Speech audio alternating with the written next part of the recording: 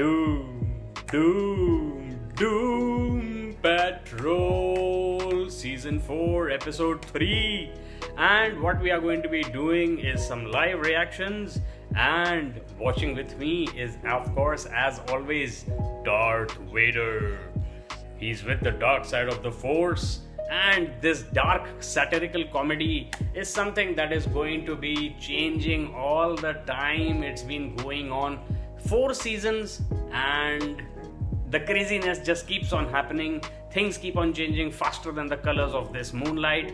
And now what I'm going to do is I'm going to start watching, and you too can watch with me. Share what you think about Doom Patrol and DC Comics and the DC Extended Universe in general in the comments. I'm Akshat, and smash that sub button for awesomax fun. I'm getting that YouTube stuff out of the way early so that you can concentrate and enjoy along with me. And away we go. Right off the bat, absolutely batshit crazy stuff is the name of the game. Absurdity is high flying, high concept. Psychological traumas are what these characters are suffering, and there is some illumination as the story progresses. That is Doom Patrol, not in a nutshell, but in a twisty way of words for you. And if you like more twisty words, you can check out my raps and rhymes.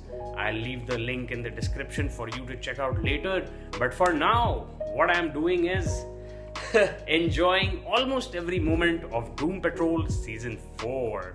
Alright, Episode 3 is a few minutes beyond the intro, and just to give you a little recap, you can check out my Episode 2 and Episode 1 live reactions as well by clicking the links below. And the Buttcalypse is about to happen, and let's see what's gonna go on. What is going to be Doom Patrol strategy? The episode is called Nostalgia Patrol, and let's see how this goes. The clairvoyant is seeking answers in his crystal ball. What is trust? Trust, according to the team leader of the Doom Patrol, Madame Rouge, her name is, trust is team building, respect, unity, solidarity, and it's all going very well till now. Until the last tea, which is tea time. Alright, so I can't say that it's an action-packed episode until now. It's almost halfway through, but there is lots more to go. I would say 1/3 of the way through. But up until now, the nostalgia part has only hit one of the Doom Patrol characters, the one who was the leader before this, Rita Farr, under whose leadership they almost succumbed to the Buttcalypse. But they got beyond that, and now that the Buttcalypse is over, they are kind of getting into that groove of previous seasons in which character building became more important and it came into the limelight, into the focus of the series. So let's see how this episode pans out, and on with the show. So now we know the name of the villain of this episode, Dr. Janus. So Janus was a Roman god who had 2 faces, one looking left and one looking right. And this kind of signified how he was the god of beginnings and ends and war and peace and all sorts of things that have duality, which is in our nature to be dual. Alright, so he's an emotional vampire and he creates artificial realities, but that's just in the Doom Patrol reality. I would say that for the Roman people, this 2-faced god was kind of symbolic of how everything has a beginning and an end. Alright, so with that movie quote, let's move on to the next part of Episode 3 of Doom Patrol Season 4. So, from a period old-timey drama to a murder house, and now into some sort of a He-Man and the Masters of the Universe, space, fantasy, sorcery, magic type setting, Rita Farr has been taken through her movies, and so are we going through the motions of watching this episode. But it's very low on action, and I don't think it's having as much of an impact as it used to because of the lack of action. On the other hand, I think that a couple of the characters are going to get some serious upcomings because the cyborg character Vic, he has gone to reconnect with his friends, and over a game of laser tag, he is told that he is not welcome. Whoa! Catharsis! Is that what Dr. Janus was after? I thought she was after the emotions of Rita Farr. But that being said, I think it has become a sort of a pastiche of a lot of genres, and it's always nice to see lots of plot points and lots of scene settings in one episode. Just goes to show you the magnificent scale of production that goes on in Hollywood and is coming through in Bollywood as well.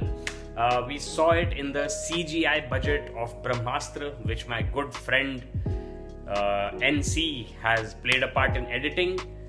He wasn't too proud of it, at least not as far as I could tell.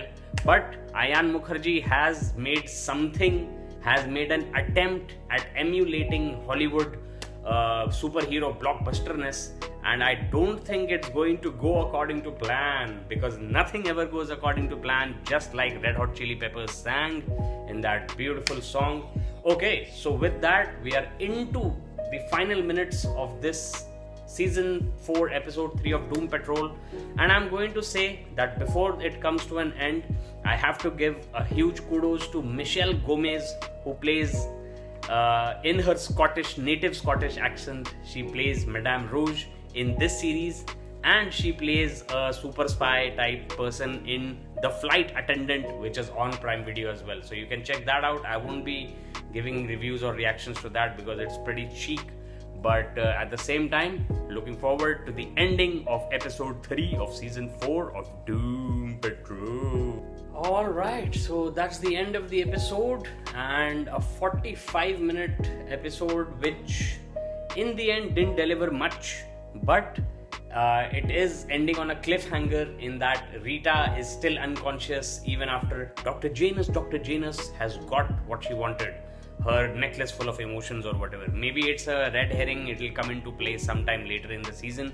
But what I'm really looking forward to is the next episode 4 of season 4, because Danny the Street and Casey, the ape-faced daughter of Niles Calder, the chief of Doom Patrol, is going to be making a comeback into the series.